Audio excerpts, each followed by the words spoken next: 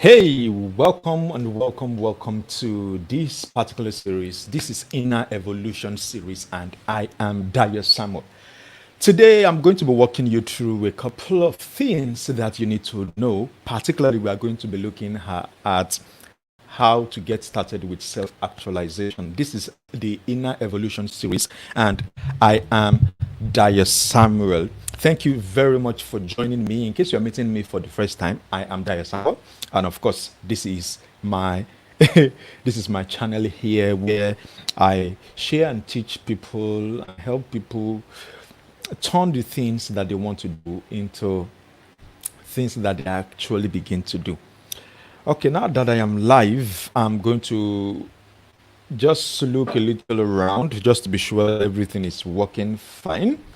I'm doing this right here from my studio, right here in the heart of Nigeria, and well, in one corner of Nigeria, somewhere around the corner of Nigeria. So if you're joining me, please leave a comment down below. Let me know that you can see me. Let me know that you can hear me.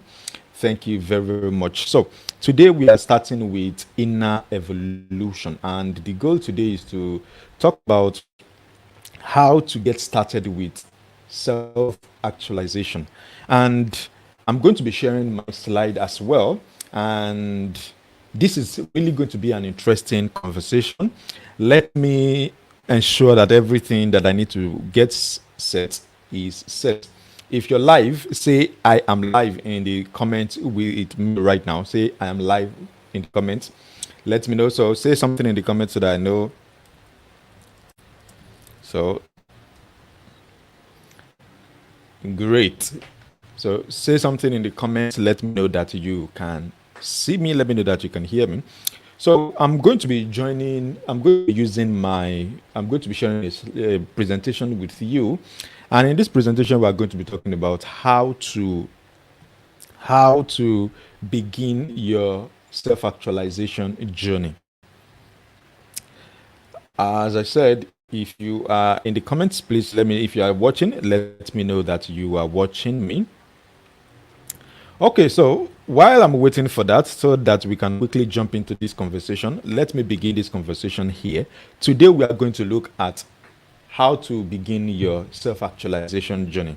And I would like to take a quote from Stephen Pressfield, who said that most of us have two lives: the life we live and the unlived life within us.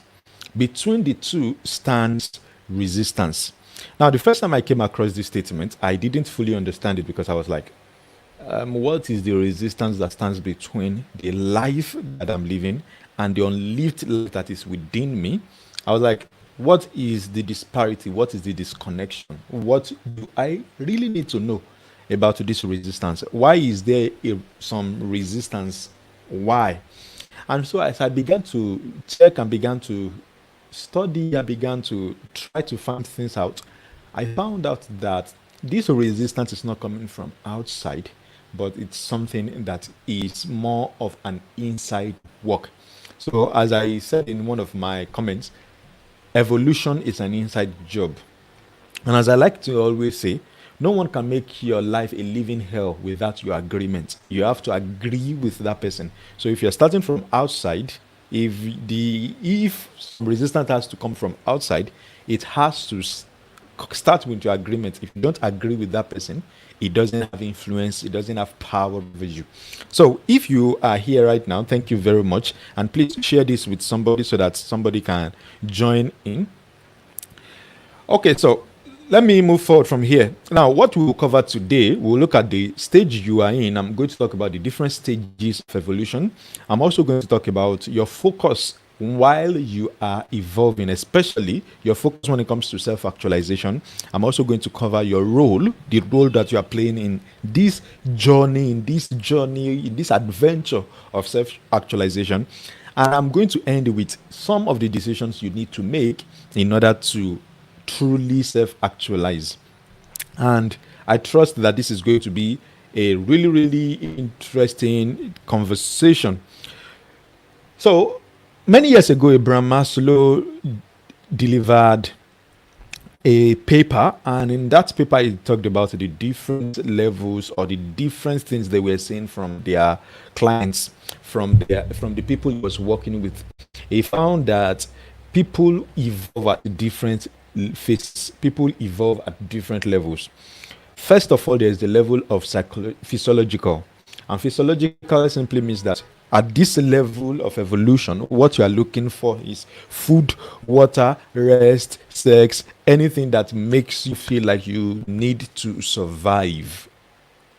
That is the physiological. Now, it gets to the second level where you have safety. This is where you look for security. This is where you look for housing. This is where you look for where you want to live, where you want to stay. And the third stage is where you get to the level of needing love and belonging. And this is where intimate relationships, friendship, keeping company, belonging to a community, this is where this belongs to. Now you get to the fourth stage, which has to do with esteem, particularly feeling of accomplishment, feeling like you have done something, feeling like you have achieved something. And then we get to the fourth level, which is self-actualization, which is where you begin to express the fullest of your potential. Now, I understand quite well that if you live in third world countries, and if you live in a third world country like my own country, Nigeria, or maybe we should not say third world country, we should say developing and developed countries.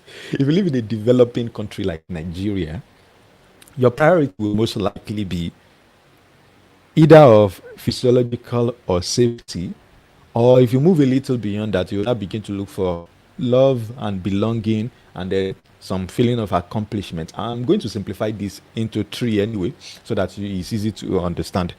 Now, at the level of self-actualization, this is where you want to operate from. This is where you want to be able to fully express the all of your potential, all that you can be, all that you are. And then we get to the sixth level, which was later added after, I think, maybe what's his name, Abraham Maslow. I guess he went back to his notes, and based on some research that I carried out, I found that Abraham Maslow did not originally put this structure, these models, this framework. He did not originally put it into a picture like this, like he layered them on top of each other like this. It was over time that as people began to explore, as people began to consider how Abraham Maslow structured what drives us, what are our needs per time, that was when people started structuring it like this. But over time, one other part emerged, which is self-transcendence. And what does self-transcendence mean? It means the place where you get to, where you begin to explore your sense of meaning, where you begin to find sense of meaning from the things you do, sense of meaning from the task you're carrying out. You are beginning to have this sense of meaning in the sense that, in fact, according to Abraham Maslow, part of self-transcendence means you are now replicating yourself. You are now transferring yourself to other people. And this is where a lot of us want to get to. We want to get to that level where we are able to reproduce ourselves, where we are not just one person, we are multiple persons. Of course, when I say multiple persons, I'm saying you are uniquely you, but you are able to reproduce yourself in other people. And that kind of signal leadership. That is, you want to get to the level where you are able to lead people for a greater good. And I'm going to talk about that in the next couple of days. So I need you to first of all understand this. Now, once you understand that there is something that drives you at every point in time, at every point in your journey, perhaps maybe you are driven by a physiological need, the need for food, the need for water, the need for rest, or maybe you are driven by safety, you just want to feel protected, or maybe you are driven by love and belonging. It all depends on wherever phase you find yourself. Some of us are driven by self-actualization and self-transcendence. You want to reproduce yourself. Now, no level is bad in itself. But if you want to begin the journey of self-actualization, which is the fifth level, where you now get to the level of self-transcendence, where you're able to produce yourself to other people, I want to show you some things that you need to begin to do. Hello, Abraham. Hello, Adebisi. Hello, Shegun. Hello, Victoria. Thank you very much for joining me. Hello, Visayo. Thank you for joining me. So, here is a picture of me, Dayo Samuel, and I want to share this to tell you a little story about myself. This happens to me. Now, in 2006, between 2006 to 2009, this was exactly how I was looking. And then in 2013, I was looking like this. And then in 2019, I was looking like this. And right now, I'm looking like this. Hi. Now, I found something. Anytime I share this picture of my evolution, people usually laugh. And it gets me to wonder sometimes that you, Tunko, we do not evolve.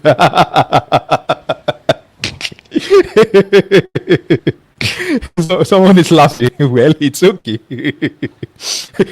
Well, here's what you find out. Now, between 2006 and 2009, I was particularly caught in a particular level of certain things were driving me at that point in my life. And what was driving me, what was driving me is not the same thing as what was driving me in 2013. And it's also not the same thing as what was driving me in 2019. Over time, my needs changed. Over time, the level at which I operate from changed. As at 2006 to 2009, at the core, what was I looking for? I was basically looking for food. I was looking for rest. I was looking for maybe I was even looking for love that time.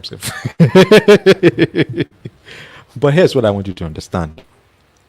We all evolve. And if you are caught in a particular phase right now and you feel like you can't evolve past that level, I'm going to, over the next couple of days, from today and over the next couple of days, I'm going to share with you some of the things that I've done personally, some of the models of thinking, some of the models of living, of being and behaving that has helped me over the years. And my hope is that this is going to really bring you a lot of transformation. Abraham, I'm seeing you here. You said my head took shape over the years. Well, that could be correct. My head took shape over the years. Well, that could be correct.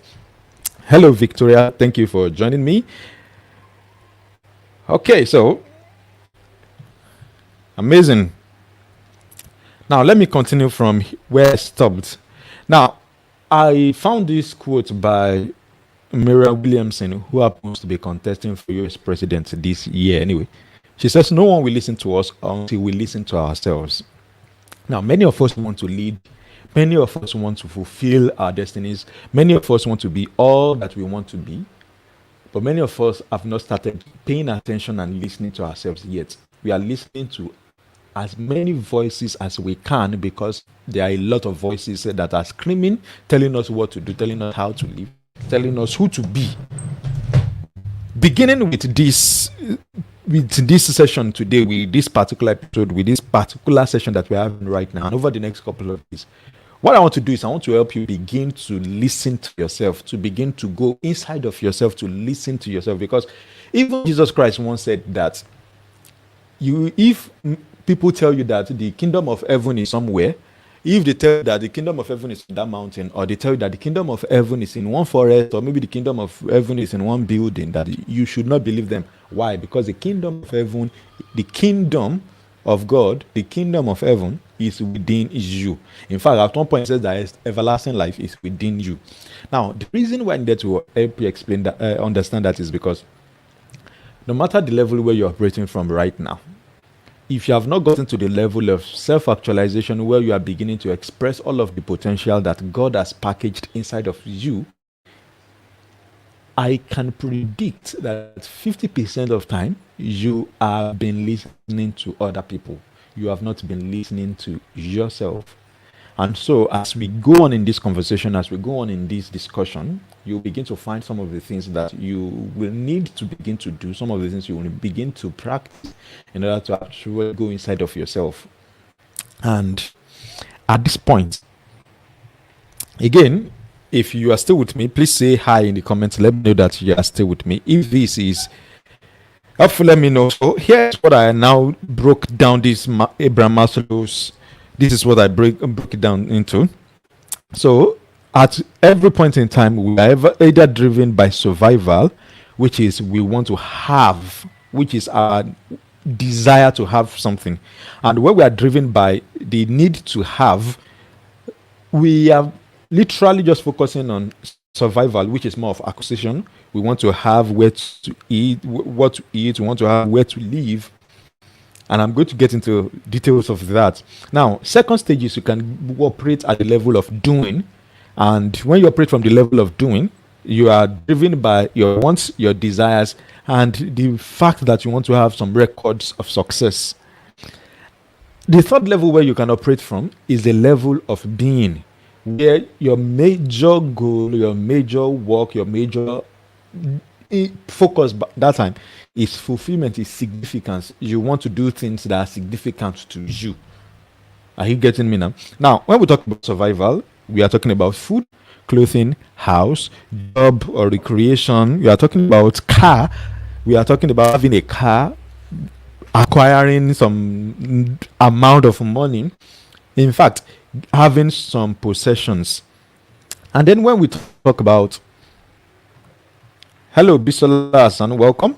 And when we talk about wants and desires, we are looking at, now, here's what I want you to understand. At the level of having, which is the level of survival, your major focus is you want to acquire, you want to acquire, you want to acquire. Now, when you get to the level of want and desire, which is more of you want to show off, you want to have some your feelings of success or feelings of accomplishment in your life, you are looking at more things. So here you have food. When you get to wants and desires, you want to have more food.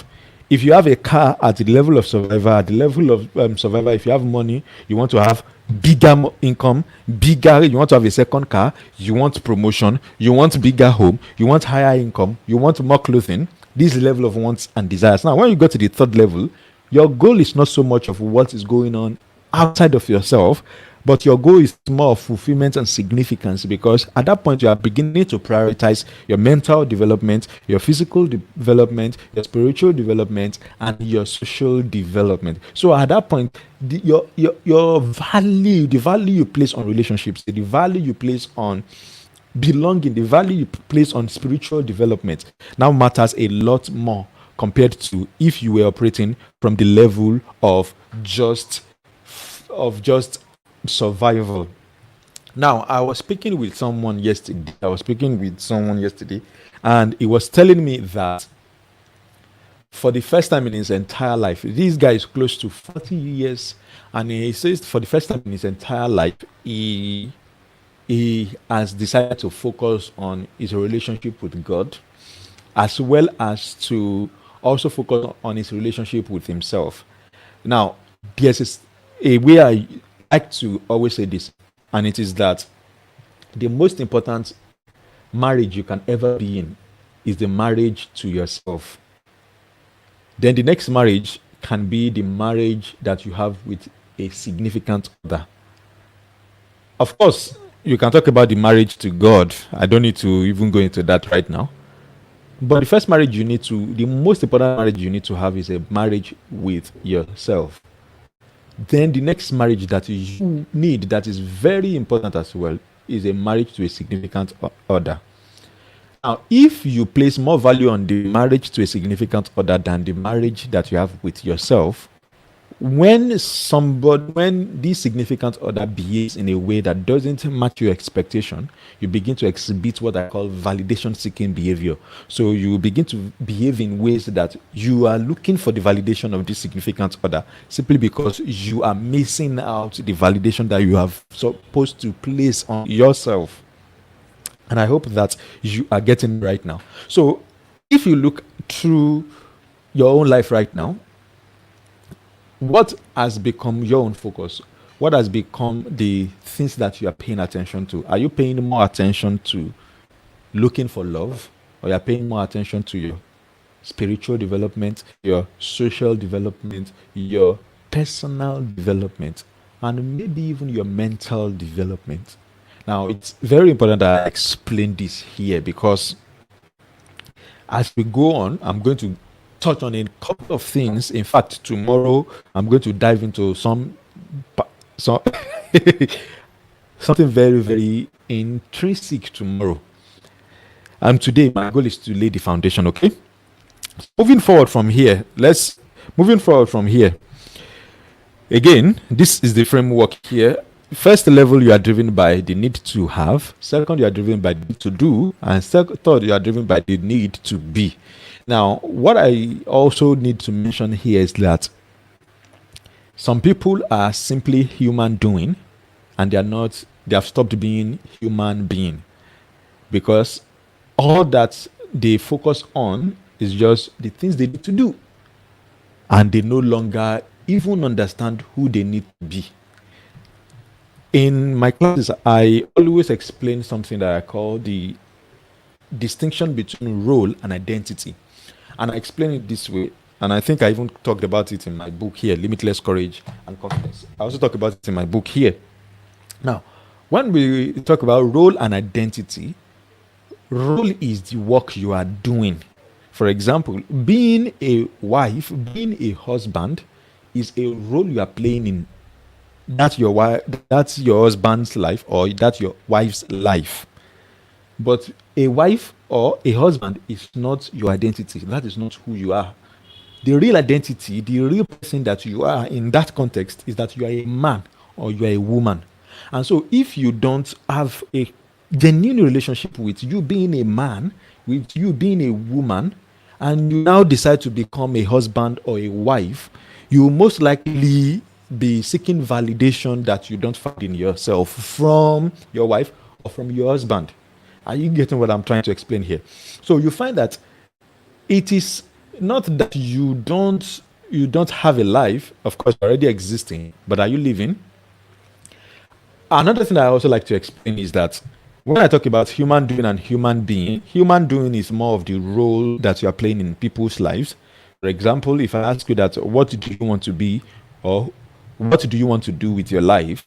That's a question I even think many of us are even asked when we're growing up, what do you want to do with your life? I remember there was a day during that my 2006 to 2009, this time of my life. Let me show you the picture of me then.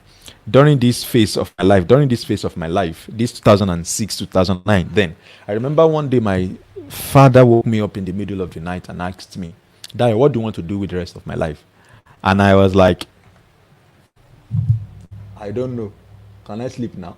It was very funny that day. Actually, it wasn't funny that day, because now looking at it, it's funny. But that day, do you know what my father said? My father said, okay, you don't know what you want to do with the rest of your life. Please don't ask me for any school fees again. Don't even ask me for your jump school fees again. But the interesting thing is that what I wanted to do then, or that question was focusing on the role I wanted to play then. And sincerely at that time, I didn't know. All I just wanted to do was just to live, was just to exist. I didn't know what else I could do with my life at that point.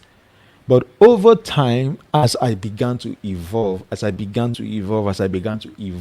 got to that point where I didn't need to focus so much more on what I needed to do. I began to focus on who I needed to be. And since I began to focus on who I needed to be, specifically, I stopped following a number of people. I stopped running after a number of things, because those things will not help me be who I want to be. They will basically become more like shiny object on my journey to where I'm going. As I'm going to talk about rules, you are going to understand what I'm trying to say here.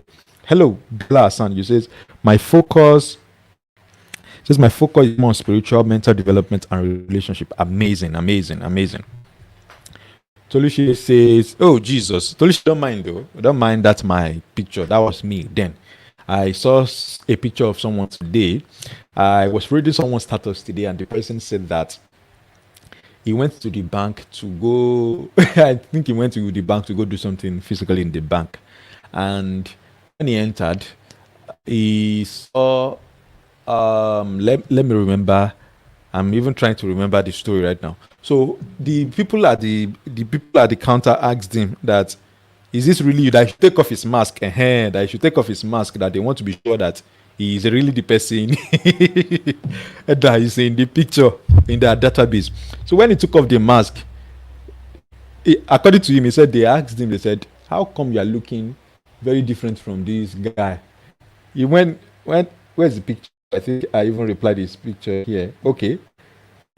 When he updated the database, I think when he created the account, that was 2012, and this is 2020, so that's about 8 years difference. Now, he said, the lady said that, how come you are now handsome? He now said he smiled. Then he answered, that was when I used to really suffer. So the lady and her colleague now smiled along and said, you are still suffering though.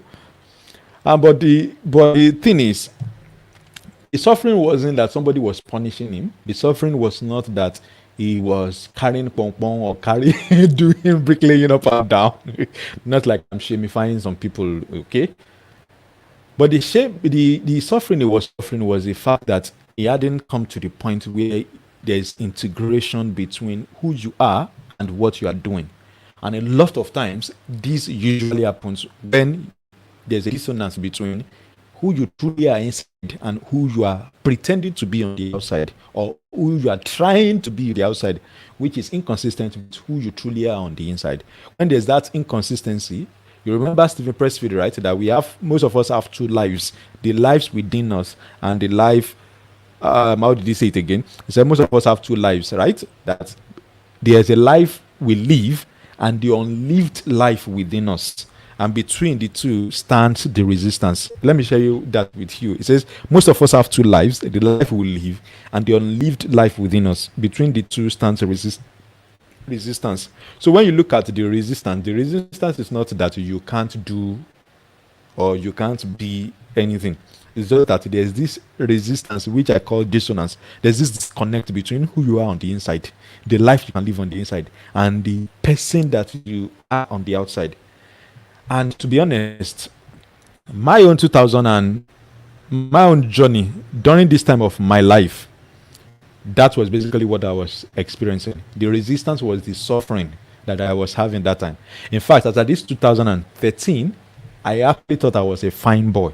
I mean, girls were flocking around me, and that time I was even looking for who to marry. Imagine. But you know the funny thing, because there was no integration between who I am and what I'm doing and who I want to be,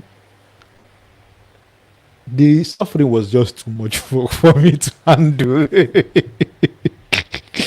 So again, are you a product of that resistance? Is that dissonance, is that disconnect affecting you right now? Maybe today is the day you need to begin your journey towards self-actualization, because if you begin that journey, the way you will look at yourself 2 years from now, 4 years from now, you're like, so that was me.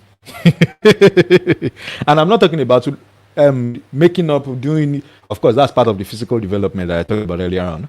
But that's not the main, it's not the makeup, it's not the wearing good clothes or making up or living your hair. That's not what I'm referring to.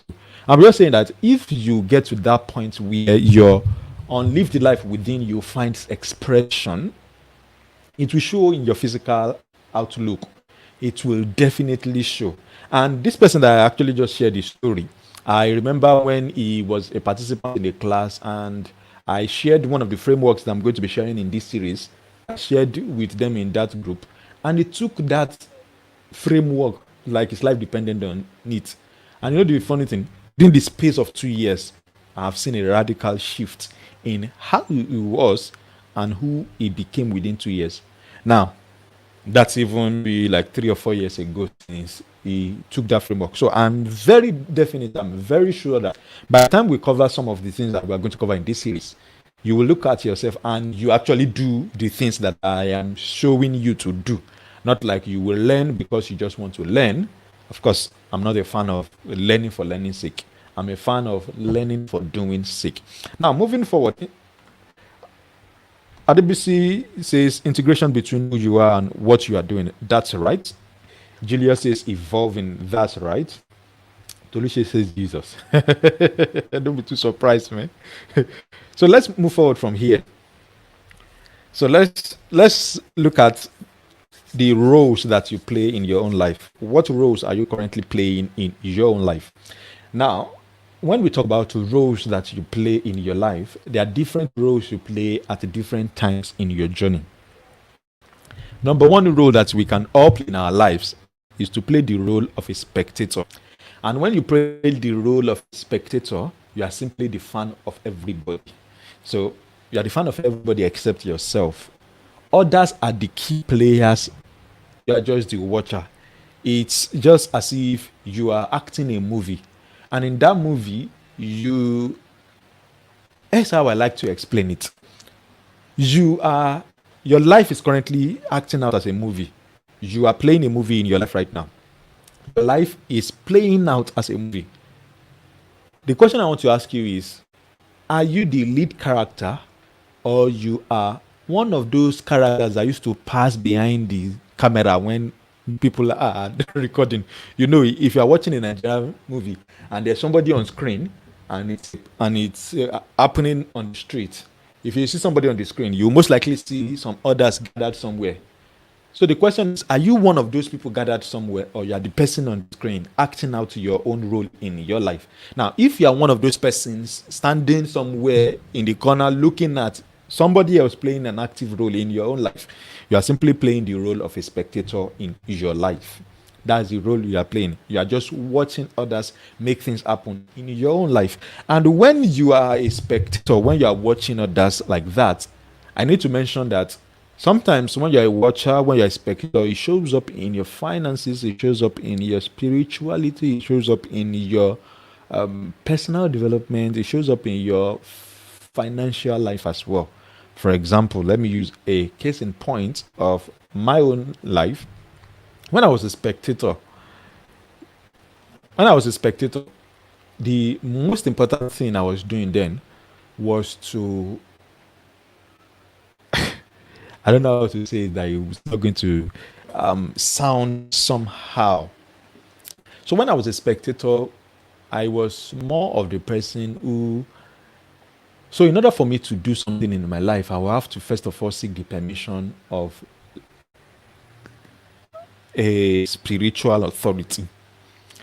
I remember there was a time that I wore a chain around my neck. I actually picked the chain from my father's collection. And those days, my father used to do a lot of FZ. My father used to be homeboy those days. So I picked one of those chains, and then I took it to school when I was, that time I was at university. Interestingly, that time was still around this period of 2000, and that picture that I showed you some minutes ago. Now, I put the chain, I started wearing the chain around my neck, and there was one day I went to see a mentor of mine who also happens to be a pastor, and he said that, where did you see the chain on your neck? I said, I picked it from home. And he told me, he said, responsible men don't wear chain. And I was like, really? And do you know what happened that time? Because I was a spectator in my own life, it made me to begin to look at my father as someone who was not responsible, because I believed what the lead character, the lead player, the lead dramatist, the lead actor in my own life movie at that point, I believed what he was saying. And I didn't question it. And so because I believed it, I thought that my father was actually irresponsible. The truth is, my father is not irresponsible. That's just his own style. And so it took me maybe 6-7 years before I could come to that understanding that my father was not irresponsible after all. It was just his own personality. He just likes to dress and look good. But I didn't know that, because I was a spectator in the movie of my own life. I was just a watcher. Others were dictating what was going to happen in my life.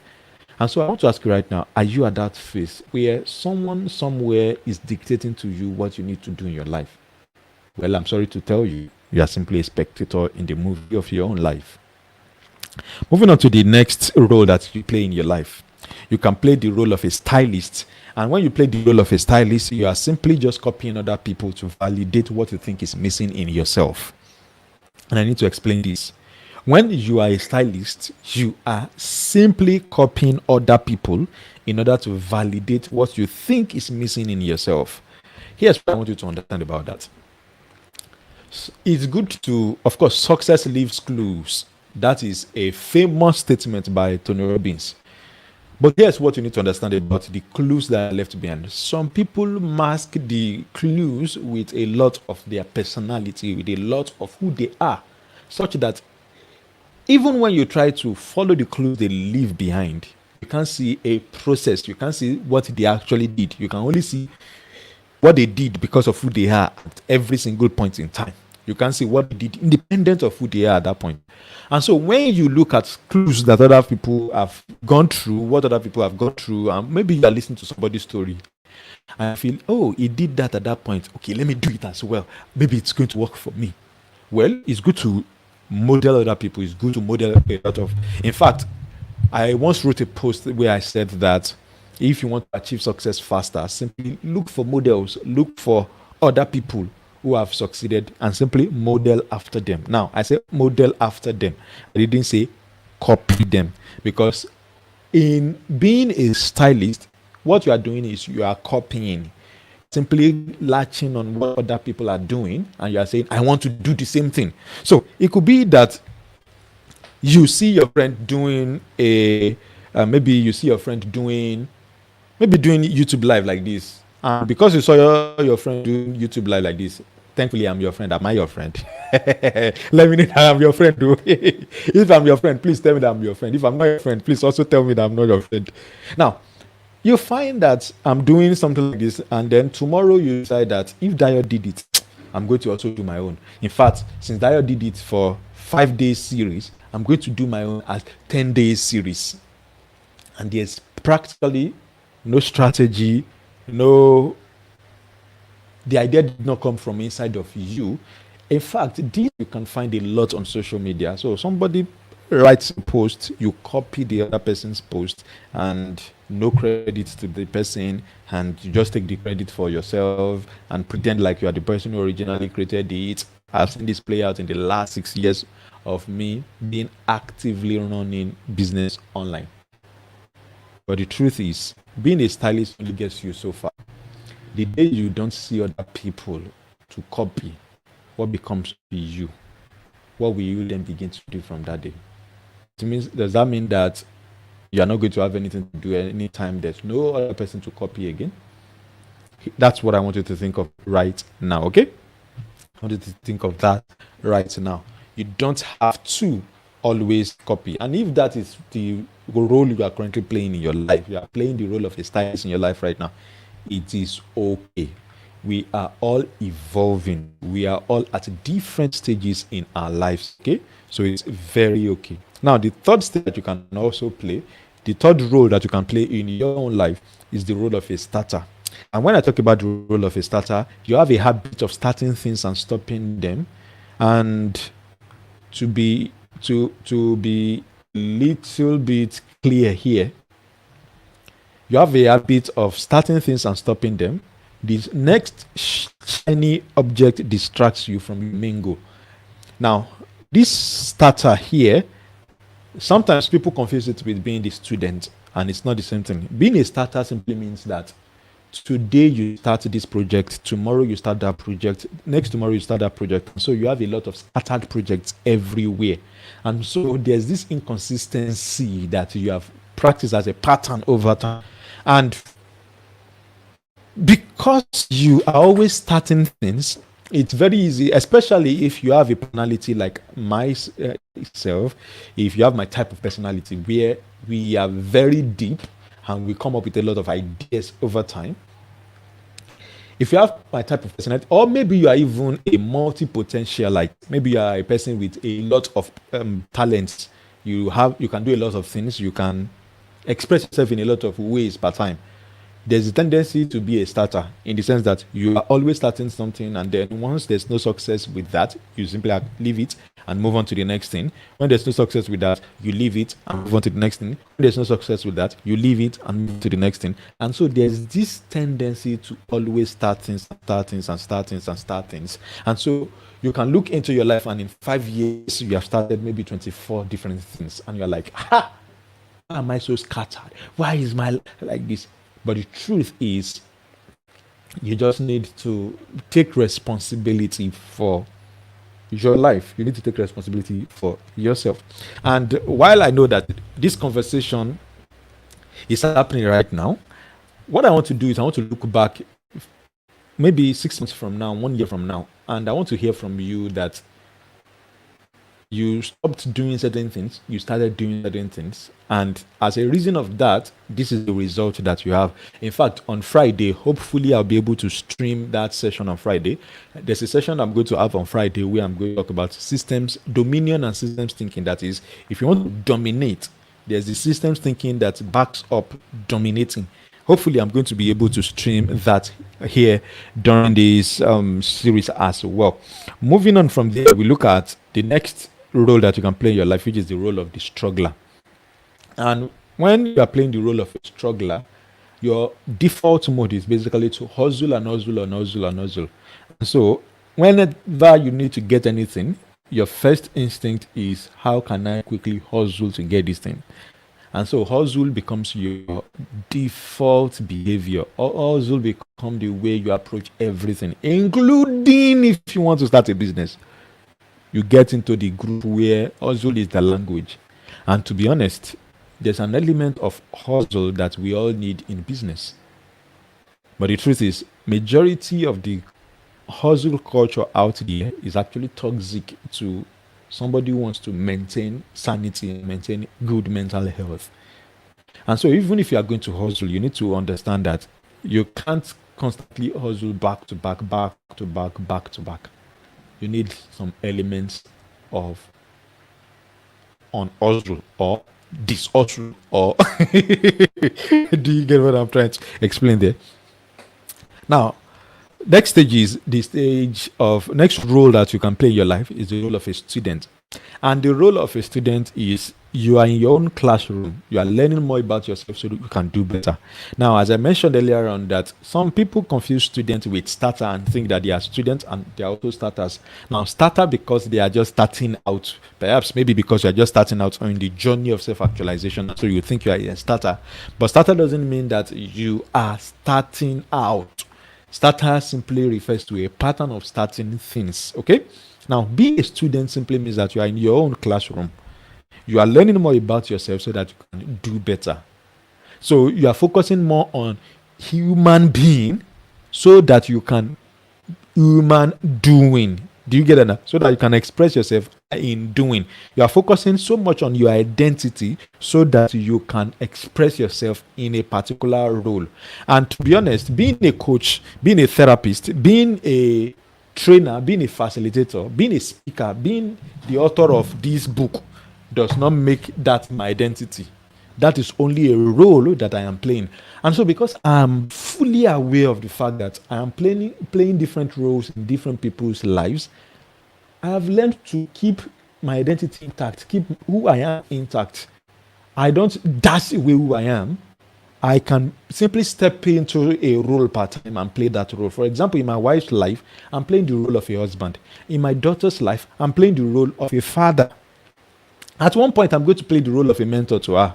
Do you understand? So your role, even sometimes, will always change in people's lives. But you need to understand that it is a role. It is not who you are. Author is not who I am, but I have authored a book. In fact, this happens to be maybe my 4th or 6th book. If I count it, this may be the 6th book that I'm authoring. But this happens to be the first book I'm printing anyway. And I hope that you are getting me. Thank you. You say you can't hustle your whole life. You say you can't hustle your own life. You need some element of calm and control. That's very, very correct. You need some sense of calm and control. That's true.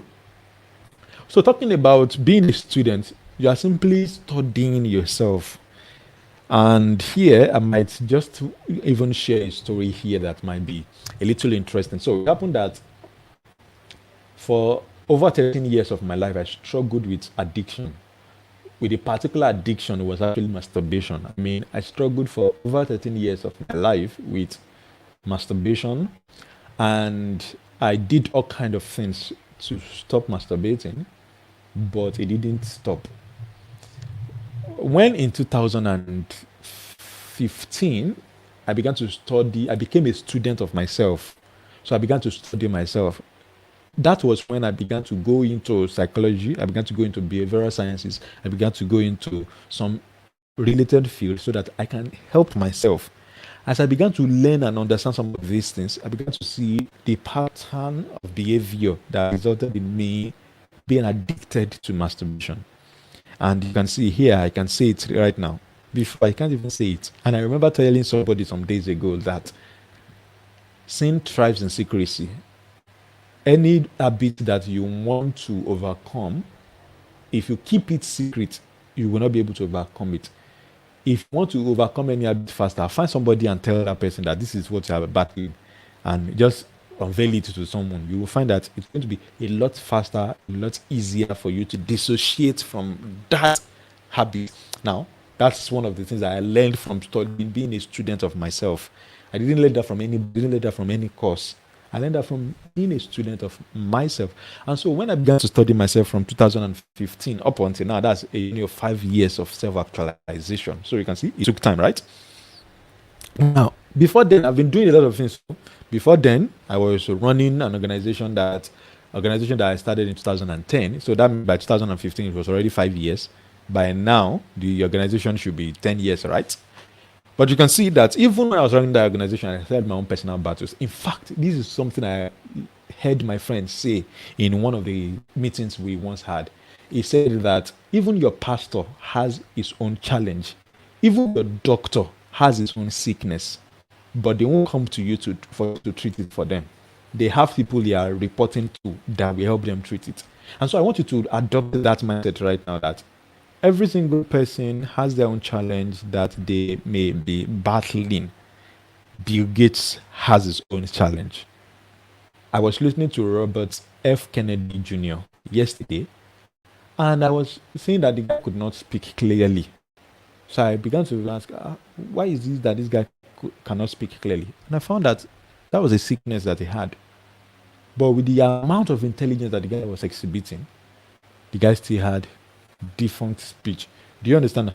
So I'm not using that to embarrass him or anything, but I'm just helping you understand that no matter who you are, no matter where you are in your life, once you have something that you are hiding away in secrecy, and in fear of, I call that private life, what we call the private life and the public life that we have. We all have public life, we all have private life. Okay, this is actually on page 56 in my book. I hope it's clear. So here is it. It's actually on page 56 in my book. So I talk about private life and public life that we usually have. So again, back to the story. It was when I began to become a student of myself that I was able to help myself out of an addiction of over 13 years. And it didn't happen in one day. It happened over time. It was an evolution. But it wasn't an evolution that happened outside. It was an evolution that began on the inside and manifested itself on the outside. So when I talk about inner evolution, it is going inside to work the transformation, going inside to work the magic that you need so that it can begin to show up on the outside, so that it can begin to show up in your behavior, so that it can begin to show up in your outlook, so that it can begin to show up in your being and behaving. Now, the next role that you can also play in your life is the role of a sage.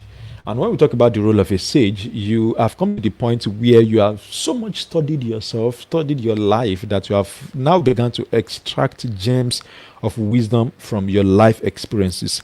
At this point, you have become your own best advisor, you have become your own prophet, and you have become your own teacher. And so you have come to that point where you can teach yourself, you can advise yourself, and you can even speak words into your own life. Many people cannot do that for themselves.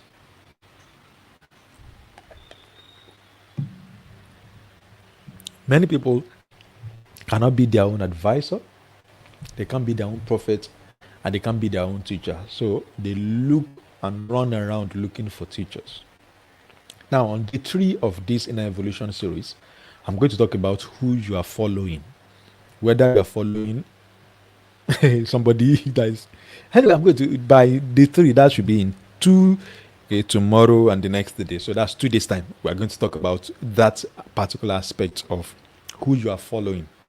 Because if you understand who you are following, or who is following you, or who you are, you will see that you don't have to be in every single class.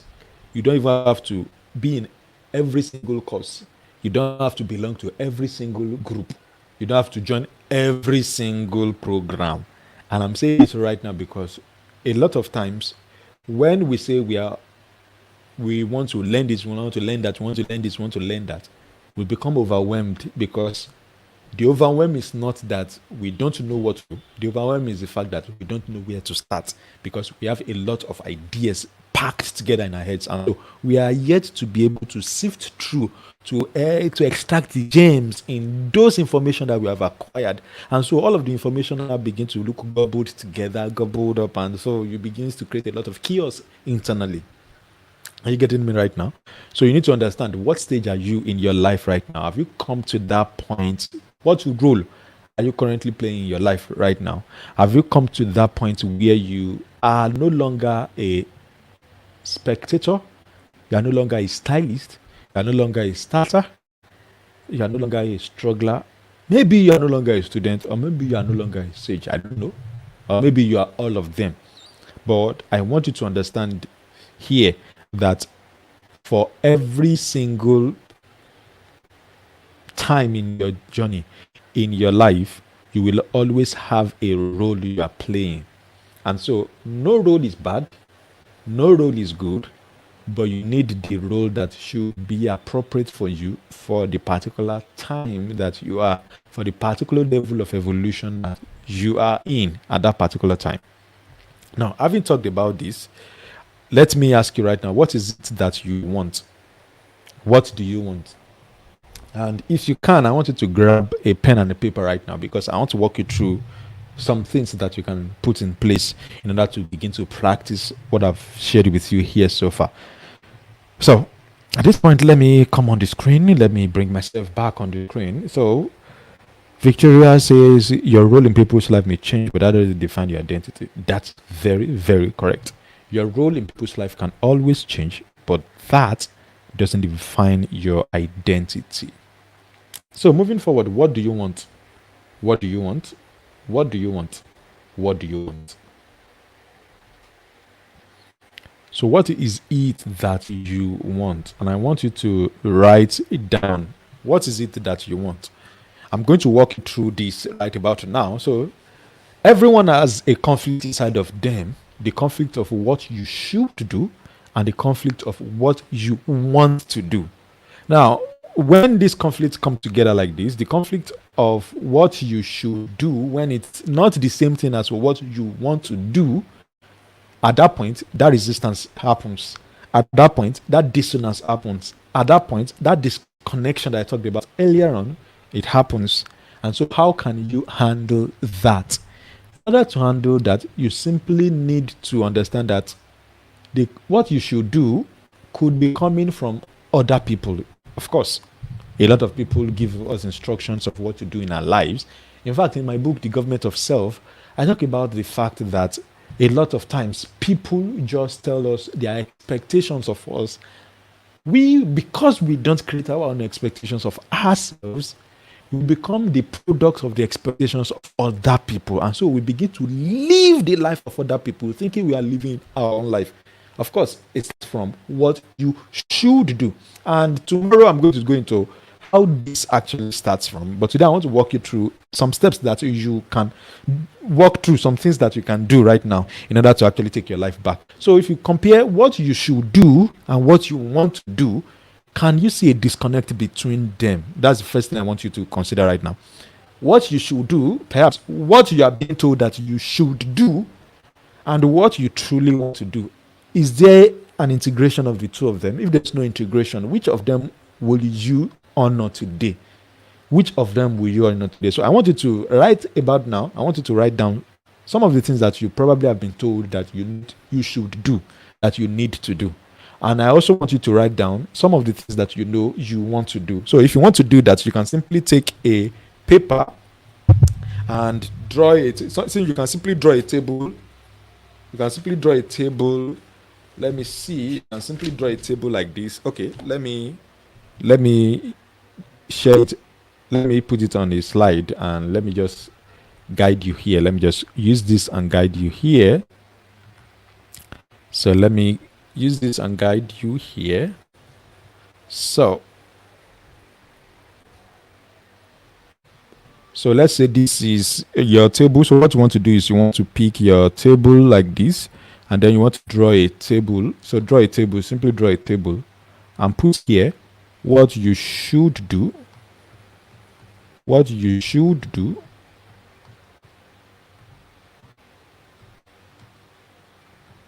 And what you want to do. So while I'm doing this, I'm going to hold on a little while for you to do this while I get my pen, so this is what I want you to do. Create a paper and a pen like this. On the paper that you have with you right now, create a table like this.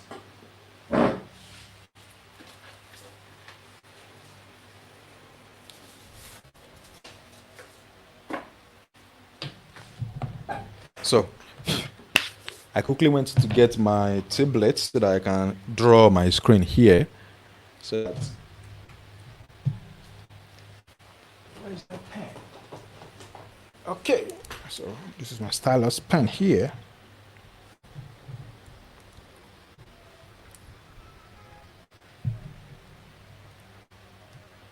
Okay, good. So you want to look at here. So you want to look at here. You want to look at what you should do. Perhaps maybe somebody has told you that maybe somebody say you should write a book. Maybe you've been told that you should write a book. But what do you want to do? Maybe what you want to do is maybe what you really want to do is to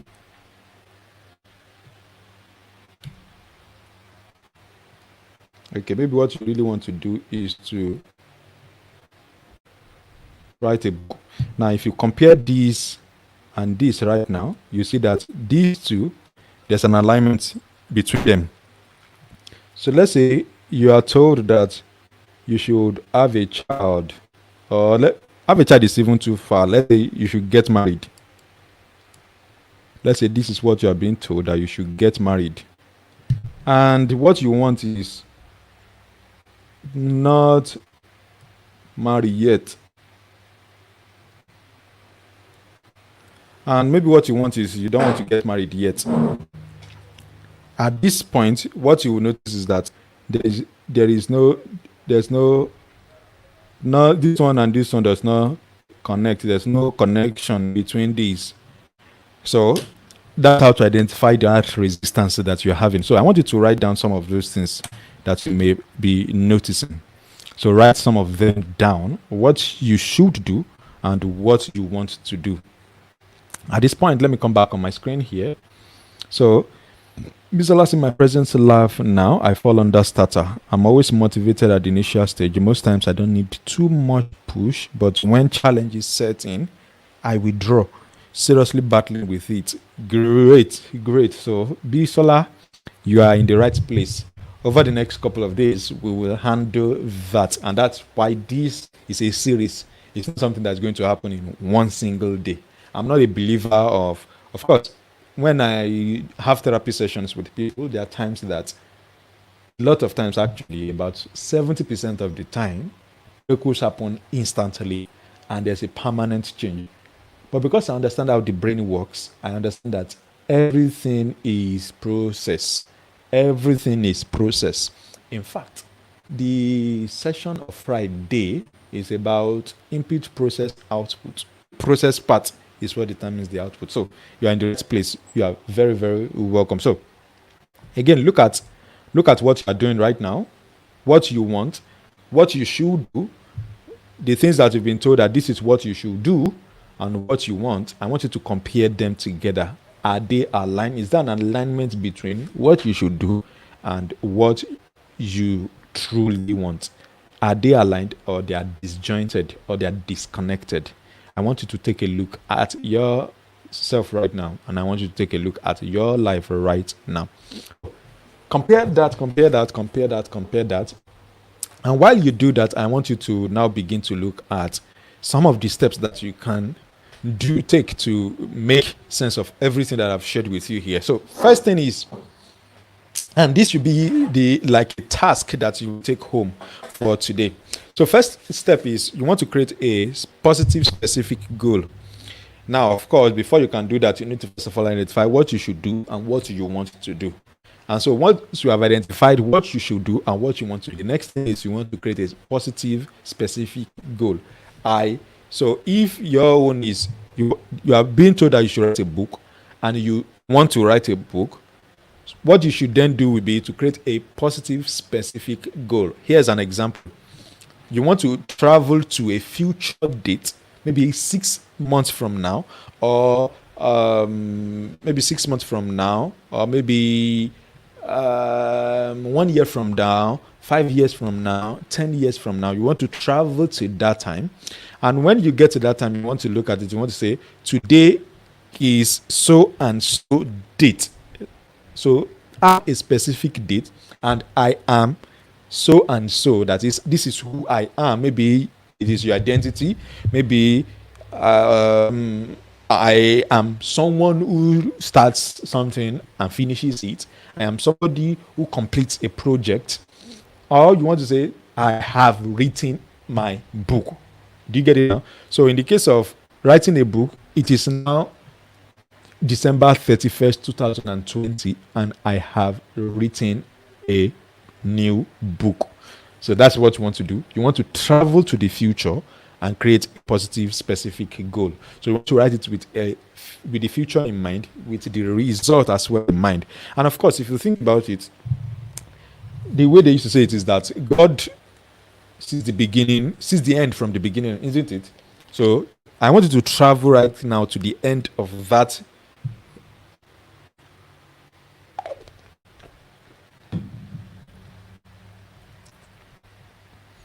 Second step is, who do you want to become? So what's going to be your identity? So if you have the goal, who do you want to become? What's going to be your identity then? That is, today is so and so date, and I am. So if the specific goal is to write a book, then that means the identity at that point is what? The identity at that point is the person who walked through that process of writing a book. Of course, author is the end product, right? But the person who passes through it, or the kind of person who needs to be the person that has written that type of book, that quality of book. So what's going to be your identity? The next, of course, you want to dive into that. Then next step is, what is going to be, or what are going to be the beliefs and values that are going to guide you to that time? What are going to be the beliefs and values that are going to guide you? What are the beliefs and values that you need? So do you need to start believing more in yourself in order to complete the book? If it is maybe marriage, like I mentioned, could it be that you need to start thinking of, or maybe it is even parenting. Maybe you need to begin to believe some more positive things about your child in order for your child to actually come out as the kind of child that you're expecting. Of course, there's what in behavioral transformation, there's what I call expected behavior, and there's actual behavior.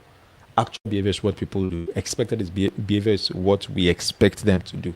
And a lot of times, expected behavior match actual behavior. So sometimes there's a disconnect in that place as well. And while it appears that I study a lot of disconnects, because depth psychology seems to be something that fascinated me a lot when I was in my own phase of battling that addiction. So I studied a lot of depth psychology. So that was what helped me. Beliefs and values. What are the beliefs and values that you need to have in order to? And here's one thing I need to mention about values. Value is not something you need to have. Belief may be something you need to start believing, but values is who you currently are. Values are already playing out in your life. You just need to become more aware of them. And the next step is, what are the capabilities you need to develop?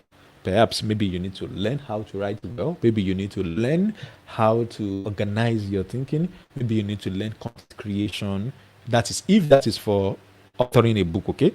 So what are the capabilities you need to develop? What are the capabilities you need to develop? Then next is, what are the behaviors you need to adopt?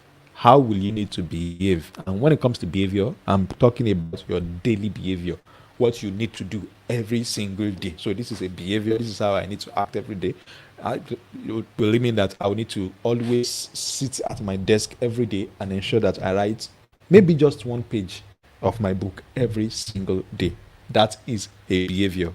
So come up with a behavior, and then what kind of environment will you need in order to thrive, in order for you to evolve, in order for you to become that person, in order for you to achieve that goal? What kind of environment will you need? Will you need a toxic environment? Will you need an environment that will frustrate you? It all depends on you, okay? The next, what kind of support will you need? What kind of support will you need? And when I talk about support, sometimes people are the support you need. Sometimes tools could be the support that you need. Sometimes automation could be the support that you need. So what are going to be the tools, the support that you need? Of course, when we talk about support, sometimes the support you need is a group of people who are going in the direction that you are headed, so that all of you can keep yourselves accountable. And sometimes it could be that you need to begin to, the support you need is simply a mastermind of people who are forward thinking, people who are thinking in a particular way, not exactly looking for the same result you are looking for, but people who are thinking a certain way. And that could be maybe the support that will help you get there. Of course, sometimes, for example, when you are creating a board of directors, for example, it's recommended that you don't have everybody in the same field. Same thing with a mastermind. When you are creating a mastermind, when you are creating a group of support like that, you need to have people from diverse backgrounds. Then step 8 is to break down all the actions you need to take. So everything you've listed so far, I'll break them down into actions. And then number 9, create some milestones that you will need to celebrate. So if you complete chapter 1, you know that that is a milestone. If you complete chapter 2, you know that that is a milestone. If you complete chapter 3, that is a milestone. If you complete chapter 4, that is a milestone. So create the milestones that you will need to celebrate as well. And then number 10 is create how you are going to monitor your progress. That is step number 10. Create how you are going to monitor your progress. So right now, I want you to create how you are going to monitor your progress so that you can monitor your progress every now and then. And the essence of monitoring your progress, of course, when you are going to achieve a milestone, you need to make progress, isn't it? So you need to be able to monitor your progress. Okay, today I've done the bit that's going to result in this. Today I've done what is going to result in this. So every action will come together to help you get to the goal that you are looking for. So that's number 10. At this point, I'm going to end this conversation for today here with this statement by Alice P. Corinne Selby. She said that self-sabotage is when we say we want something so bad, and then we go the opposite direction and ensure that that thing does not happen. I'm going to repeat that again. Self-sabotage is when we say we want something so bad and then we go the opposite direction, making sure it doesn't happen. You have spent the last 1 hour watching this video, being in this session, jumping on this series. You have spent the last couple of minutes devising a plan, coming up with a plan of what you want. Of course, maybe it's even a part of what you should do. Self-sabotage is now that you now know what you need to put in place, what you need to start doing. Self-sabotage is when you know that this is what you are supposed to do and you don't do it. Self-sabotage is when you know that this is the direction you're supposed to head and you're heading there.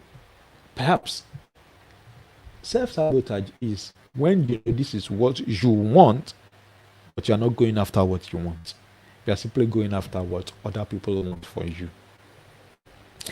And at this point, I'm going to pause here till we come back tomorrow. But right now, I want to take questions, and I would like to have some questions and conversations here. So if you have questions that you would like for me to answer, please drop them in the comments so that I can answer them right about now. So drop them in the comments so that I can answer them right about now.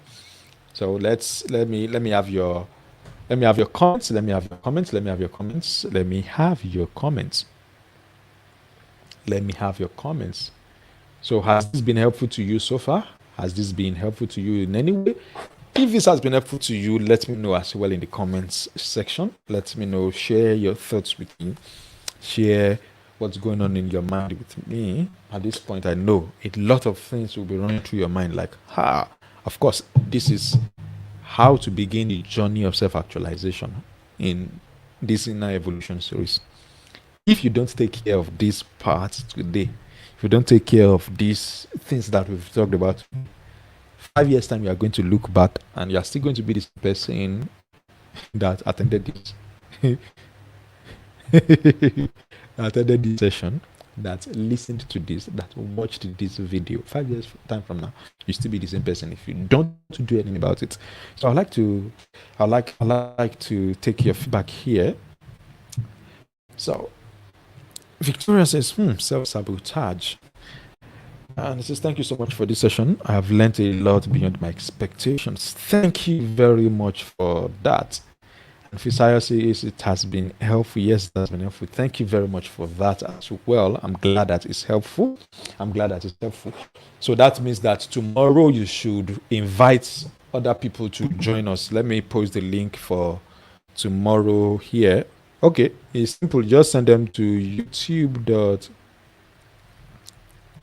So just send them here tomorrow. This is where it's still going to be public here tomorrow. So, hey, thank you, Adebisi. It says, yes, this has been helpful. Thank you very much as well. So this is where you will need to send people for tomorrow. Just send them this link for tomorrow. Just send them this link. Just tell them to come to this link.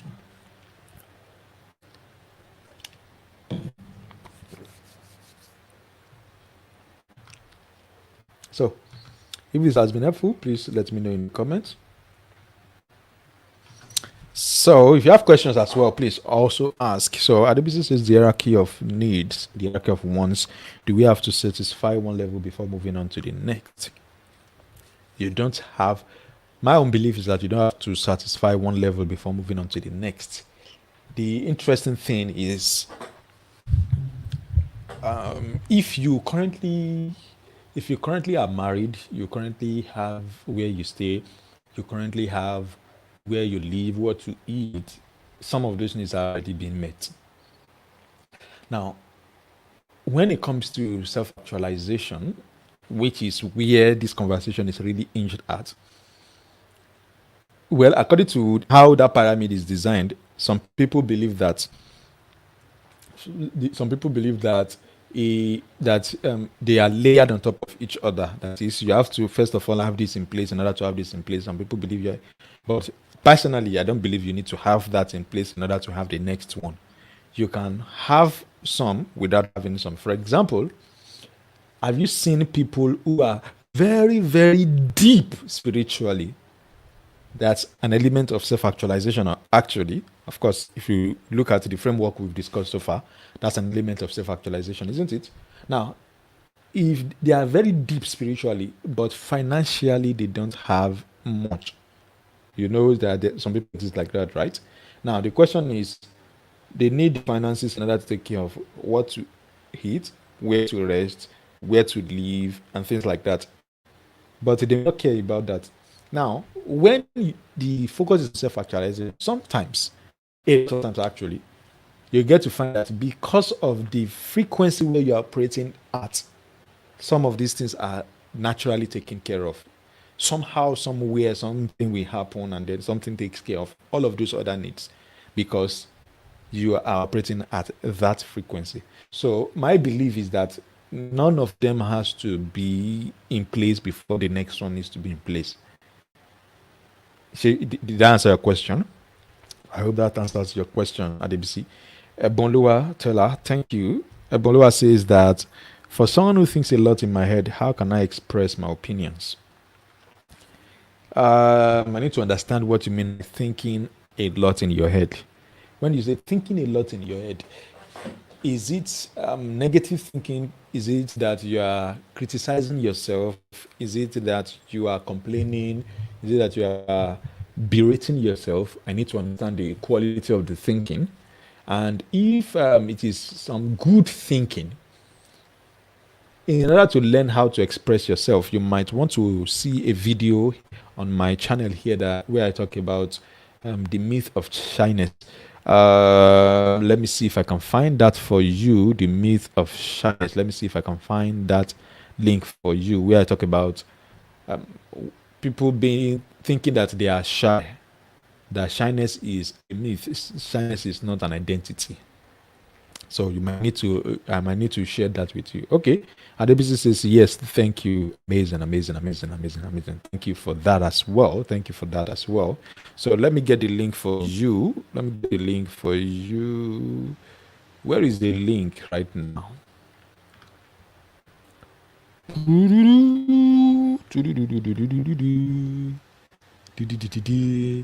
So please, again, share this with someone. Let them know that this. Where's the video that I'm looking for? Okay, that's the one of shyness. Okay, good. I found it. So let me copy the link and then paste it in the chat for you, so that this is. So if you go check that video out, it's going to help you with handling that part of expressing your opinions. Because sometimes the reason why you don't want to express your opinion is you feel like you're shy, or you feel like your opinion will not matter, or you feel like what you are going to say will not count. But the truth is, what you are going to say truly counts. Bisola Hassan says the link. I've posted the link down there, but I'm going to post it again. Or maybe I should just share the entire series, because that was also a series I ran too here on my channel. That was a series I ran on social anxiety, how to handle phobia and shyness, and some elements of anxiety and fear. So let me drop that here. So great. Thank you very much. Thank you very much. So with that said, I want to appreciate everyone who's been part of this live session. Thank you very much for joining me. Now, in case you still have questions that you would like to ask, you can definitely post them in the comments. And in case you're watching this as a replay, please understand that you can also ask questions as well. And if this happens to be your first time of joining me here, you can please go ahead and subscribe. In fact, use that to support me so that you can actually subscribe. Use your subscription to support what I do here. And also share the link to my channel. Share the link with someone so that they can come join us tomorrow. And that is youtube.com/I am Dayo Samuel. That's the link. It's very, very easy to locate my channel. youtube.com/I am Dayo Samuel. I just found out on the screen that what I typed was not correct. So let me retype that again. So retyped again, and now this is the correct link. So thank you very much. Thank you, Bisola. Thank you, Fisayo. Thank you, Adebisi. Thank you, everyone who's been a part of this session. I hope I'm going to see you again tomorrow, so that I can give you a perspective of what's going to happen tomorrow. Let me tell you what we are doing tomorrow, so that I can create. Okay, tomorrow we are looking at personal evolution model. We are looking at a model that you can use to follow and some of the inner shifts that you need to make. The 5 or the 4 or the 3 or the 2 or the 1, the inner shift you need to make in order to create the kind of self-actualization, the kind of evolution that needs to happen in your life. And with that, I want to say thank you very much for joining me here. Again, on this channel, what I do is I help you take more advantage of your personal, spiritual, and professional development. And I do that so that you can break through whatever you feel is holding you back, so that you can become all that you want to be. I cover personal transformation, I cover mental and emotional well-being here, and of course, a shift to higher consciousness. If that sounds like something you are looking for, please go ahead and subscribe, and of course, turn on the notification bell so that you can be a part of the conversation tomorrow. With that, I am Dayo Samuel, and I'm going to see you tomorrow. Thank you, Shegun Akede. So you have been here since you're just silent. Invisible audience. Thank you very, very much. Now, thank you. So I'm going to see you again tomorrow. Tomorrow, we are even going to watch a video. Tomorrow we are going to... Oh, your network. Sorry about that. Your network was fluctuating. Sorry about that. But of course, you can catch the replay afterwards. Oh, thank you very much. This was an exciting session. Lillian was here too. Interesting. Thank you very much. Thank you. So tomorrow, I look forward to tomorrow. Tomorrow is deeper. We are taking this conversation deeper tomorrow. By the time we are done, you look back to today and say, I'm excited that I joined this conversation. And please remember to share it with someone. Remember to share the link with someone. Invite them. Tell them to be a part tomorrow so that we can be more than this for tomorrow. I want to say thank you very much. I sincerely appreciate every single person who was part of this. Thank you very, very much. I'm going to see you tomorrow.